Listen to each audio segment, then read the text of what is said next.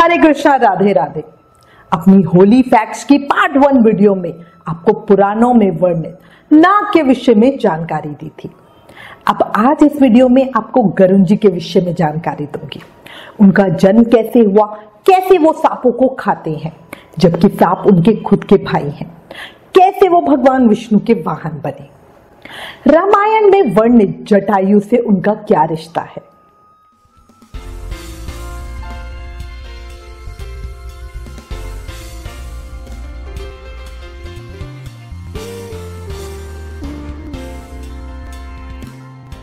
Video शुरू करने से पहले मैं अपनी पिछली वीडियो का एक टॉपिक कवर करना चाहती हूँ। पिछली वीडियो में आपको ये नहीं बताया था कि सांप की जीभ 2 हिस्सों में क्यों होती है। सांप और गरुण जी की स्टोरी एक दूसरे से बहुत हद तक जुड़ी हुई है। सुनकर अजीब लग रहा है ना? तो ये बताओ, क्या आपको पता है सांप और पंछी राज गरुण जी जो भगवान विष्णु की सवारी है, ये दोनों ही ऋषि पुत्र हैं? जी आपने सही सुना, सांप और गरुण जी भाई हैं और दोनों ही एक ही ऋषि की संतान है, ऋषि कश्यप की संतान। सांप के जन्म और उनकी जीभ 2 मुखी होने के पीछे पुराणों में एक कहानी का वर्णन मिलता है। महाभारत के आदि पर्व में नागों की उत्पत्ति और राजा जन्मेजय द्वारा किए गए नाग दह यज्ञ से संबंधित कथा का वर्णन है।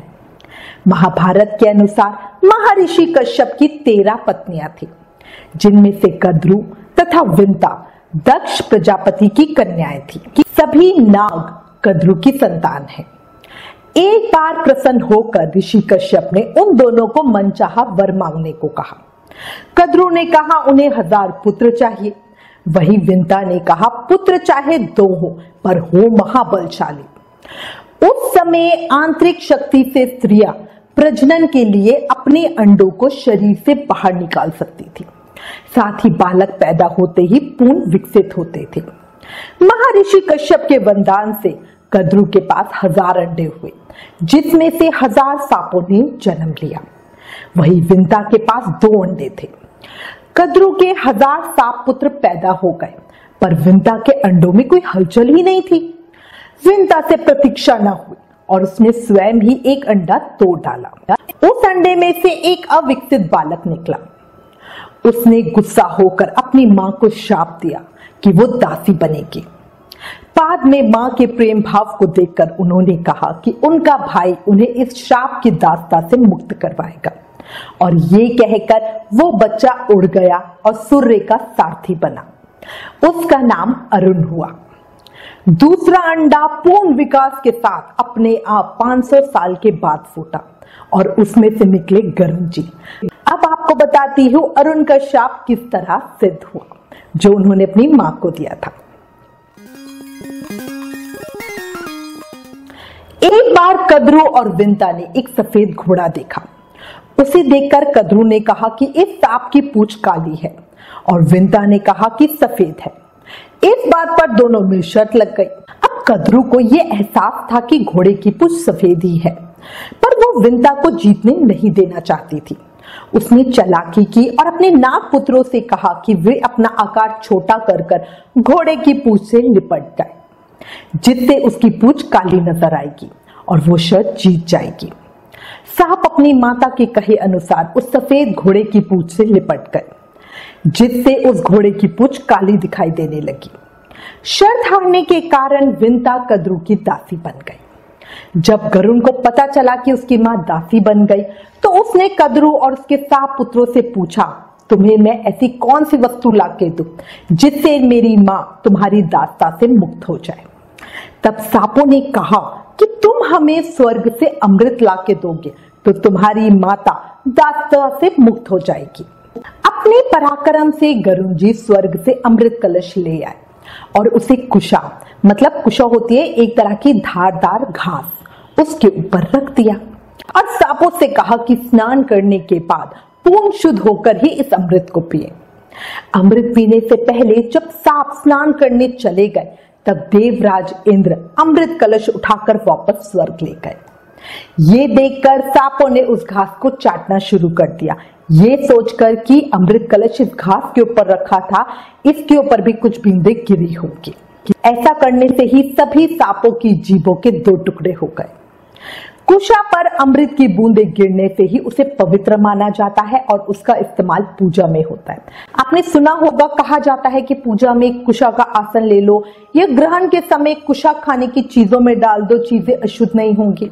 गरुण जी के अपने माता के प्रति प्रेम और पराक्रम के कारण ही उन्हें पक्षीराज कहा गया। उनकी कीर्ति चारों ओर फैल गई और उनकी माता सुखी हो गई। है ना रोचक तथ्य। अच्छा, एक और चीज बताओ, क्या कभी ये मन में प्रश्न आता है कि गरुण जी कैसे बिना अमृत पिए ही अजर अमर हो गए, या वो भगवान विष्णु के वाहन कैसे बने? तो इसके पीछे की कहानी मैं आपको बताती हूँ।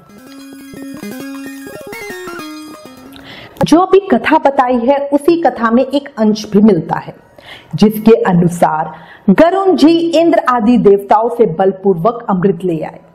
वे ये सब अपनी मां को सांपों की मां कद्रू की दास्ता से मुक्त करवाने के लिए कर रहे थे। अमृत मिलने के बाद भी उनके मन में एक क्षण को भी ये लालच नहीं आया कि वो खुद अमृत पीकर अमर हो जाए। वो बस अपनी मां को मुक्त करवाना चाहते थे। जब गरुण जी स्वर्ग से अमृत लेकर सांपों को देने जा रहे थे, उस समय रास्ते में उन्हें भगवान विष्णु मिले। गरुण जी के मन में अमृत पीने का लोभ नहीं है, ये जानकर अविनाशी भगवान विष्णु उन पर बहुत प्रसन्न हुए और बोले, गरुण, मैं तुम्हें वर देना चाहता हूँ, मनचाही वस्तु मांग लो। गरुण जी ने कहा, भगवान, एक तो आप मुझे अपनी ध्वजा में रखें, दूसरा मैं अमृत पिए बिना ही अजमर अजर हो जाऊं, ऐसा वरदान दे। भगवान ने कहा, तथास्तु। गरुण जी ने कहा, प्रभु, आपने मुझ पर बड़ी कृपा करी, मैं सदैव आपकी भक्ति में रहना चाहता हूँ। तब भगवान ने मुस्कुराकर कहा, तुम मेरे वाहन बन जाओ। गरुण जी ने कहा, मेरा सौभाग्य। ये कहकर भगवान विष्णु की अनुमति लेकर वो अमृत कलश लेकर आगे की यात्रा के लिए निकल पड़े। अब इसी में एक प्रश्न और आता है, जब गरुण और सांप एक ही पिता के पुत्र हैं, तो गरुण सांप क्यों खाते हैं? ये मैं बताती हूँ आपको। अभी जो कथा बताई उसी कथा में एक अंश और है। हुआ यूं, जब गरुण जी अमृत लेकर भगवान विष्णु से वरदान पाकर आगे बढ़े तो देवराज इंद्र ने उन्हें रोका और उनके बल और पराक्रम की प्रशंसा करते हुए कहा कि जिन्हें तुम ये अमृत दोगे वो दुनिया में त्राही त्राही मचा देंगे। इस पर गरुण जी ने इंद्र को कहा कि वो किसी को भी अमृत पिलाना नहीं चाहते, बस वो अपनी मां को सांपों की मां कद्रू की दास्ता से मुक्त करवाना चाहते हैं। इसके बाद गरुण जी ने इंद्र को एक योजना बताते हुए कहा कि मैं सांपों को अमृत देकर एक जगह पर रख कर आऊंगा, मेरे जाने के बाद आप उसे वापस उठा लाना। गरुण जी की इस योजना से इंद्र बहुत प्रसन्न हुए और उन्हें वरदान मांगने को कहा। गरुण को सांपों की दुष्टता और उनके छल के कारण अपनी माता को होने वाले दुख से बहुत पीड़ा थी। उन्होंने वरदान मांगा कि ये बलवान सर्प ही मेरे भोजन की सामग्री हो। देवराज इंद्र ने कहा, तथास्तु। तभी से गरुण गिद्ध आदि सांप खाते हैं। गरुण जी के विषय में एक बात और बताती हूं। शायद आपको याद होगा, लंका के राजा रावण के पुत्र इंद्रजीत ने जब युद्ध में राम और लक्ष्मण को नागपाश से बांध लिया था, तब गरुण जी ने ही उन्हें इस बंधन से मुक्त करवाया था। भगवान राम के इस तरह नागपाश में बंध जाने पर श्री राम के भगवान होने पर गरुण जी को संदेह था। काकभूषण जी ने राम के चरित्र की पावन कथा सुनाकर गरुण के संदेह को दूर किया। वाल्मीकि जी से पहले ही काकभूषण जी ने रामायण गरुण को सुना दी थी। वाल्मीकि श्री राम के समकालीन ही थे और उन्होंने रामायण तब लिखी जब रावण वध के बाद राम का राज्याभिषेक हो चुका था। अब मैं आपको गरुण जी के दूसरे भाई अरुण के विषय में बताती हूँ। अरुण सूर्य के रथ के सारथी हैं। संपाति और जटायु अरुण के बेटे हैं। जटायु वही है जिन्होंने रामायण में रावण से सीता माता को बचाने की कोशिश की थी और रावण के हाथों से घायल हो गए थे। उन्होंने ही श्री राम को सीता माता के रावण द्वारा हरण का वृतांत बताया था। श्री राम ने स्वयं जटायु की अंतिम क्रिया की थी और उन्हें पिंडदान दिया था। छत्तीसगढ़ के दंडकारण्य में जटायु जी का मंदिर है। दंडकारण्य के आकाश में ही रावण और जटायु का युद्ध हुआ और जटायु के कुछ अंग दंडकारण्य में ही जा गिरे थे। जटायु की राम से पहली मुलाकात पंचवटी नासिक के पास हुई थी, जहां वो रहते थे, इसलिए उनकी मृत्यु दंडकारण्य में ही हुई। अब ये तो हुई जटायु की कहानी। इसी में उनके भाई संपाति और जटायु के बचपन की एक रोचक कथा का वृतांत भी मिलता है। बचपन में संपाति और जटायु ने सूर्यमंडल को स्पर्श करने के उद्देश्य से लंबी उड़ान भरी। सूर्य के असहाय तेज से व्याकुल होकर जटायु जलने लगे। तब संपाति ने उन्हें अपने पंखों के नीचे सुरक्षित कर लिया, लेकिन सूर्य के निकट पहुंचने पर सूर्य के ताप से संपाति के पंख जल गए और वो समुद्र तट पर गिरकर चेतना शून्य हो गए। चंद्रमा नामक मुनि ने उन पर दया करके उनका उपचार किया और त्रेता में श्री सीता जी की खोज करने वाले वानरों के दर्शन से उनके दोबारा पंख उगने का आशीर्वाद दिया। अब आपको गरुड़ जी के विषय में कुछ अन्य रोचक तथ्य बताती हूँ। हिंदू और जैन घरों में जो पूजा स्थल पर जो घंटी रखी जाती है ना, जो हम हाथ से पकड़ के ऐसे बजाते हैं, उसे गरुड़ घंटी कहा जाता है। ये छोटी और बड़ी सभी आकारों में मिलती है। मंदिर में आरती करते हुए पंडित जी भी इसे ही बजाते हैं। अच्छा, कई जगहों पे ये वृतांत मिलता है कि गरुड़ जी के पुत्र का नाम सुमुख है। गरुड़ जी बल और गति के प्रतीक हैं। महाभारत में गरुड़ ध्वज था। मंदिर के शिखर पर भी गरुड़ ध्वज लगे होते हैं।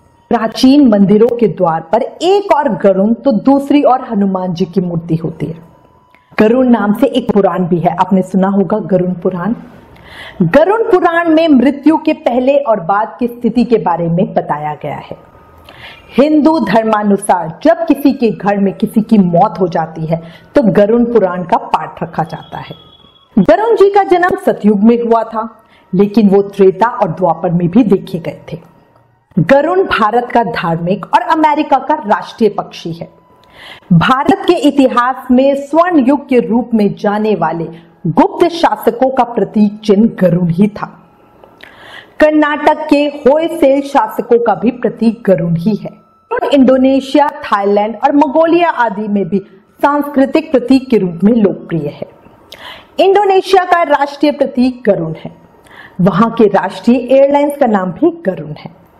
इंडोनेशिया की सेनाएं संयुक्त राष्ट्रीय मिशन पर गरुड़ नाम से जाती हैं। इंडोनेशिया पहले एक हिंदू राष्ट्र ही था। थाईलैंड का शाही परिवार भी प्रतीक के रूप में गरुड़ का प्रयोग करते हैं। थाईलैंड के कई बौद्ध मंदिरों में गरुड़ की मूर्तियां और चित्र बने हुए हैं। मंगोलिया की राजधानी उलन बटोरा का प्रतीक गरुड़ है ना सारी रोचक तथ्य। मैं उम्मीद करती हूँ ये रोचक जानकारियां आपको पसंद आएंगी। अगर ये वीडियो पसंद आई हो, इससे रिलेटेड आपके पास कोई भी कमेंट्स या सजेशन हो, तो प्लीज हमें लिखना। आपका मैसेज हमें और वीडियोस बनाने के लिए प्रेरित करना है, तो इसलिए कमेंट जरूर करना और बताना ये होली फैक्ट्स आपको कैसे लग रहे हैं। अगर आप इस तरह की और भी वीडियोस देखना चाहते हैं तो जरूर कमेंट करें। और इसी तरह की अन्य जानकारियां आप हमारी वेबसाइट www.shamdivani.com पर पढ़ भी सकते हो। आप हमें इंस्टाग्राम और फेसबुक पर भी फॉलो कर सकते हो। Please like, share and subscribe. Thank you. Hare Krishna.